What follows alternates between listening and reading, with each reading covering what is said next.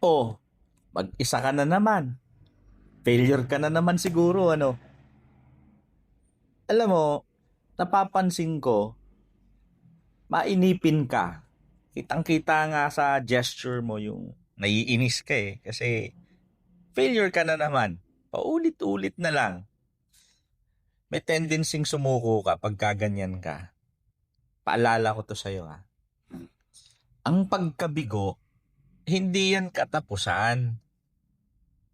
Yung bawat pagbagsak, may aral. Bawat pagkatalo, may pagkakataon para bumangon ka ng mas may lakas, may mas pagpupursige. Habang yung iba nagdiriwang na ng tagumpay nila, o yun ang mararamdaman mo, ay di inggit na inggit ka. Alam mo, ikaw ang nagbubuo ng kwento mo. At nahihirapan ka, kahit hirap na hirap ka na, huwag ka mapipikon, huwag ka maiinis. Ituloy mo. Kasi marami ka ng failure eh. For sure, natuto ka na dun. Kaya tigilan mo yung pagdadala ng negatibo sa kalooban mo.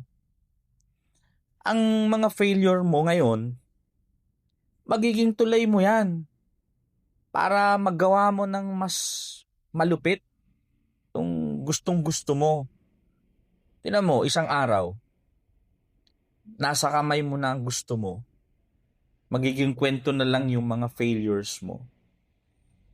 O, kakalimutan yan ha. Wag mong kakalimutan yan. Paalala ko yan sa'yo. Tuloy mo lang. Pasasan ba't dun din naaabot yan?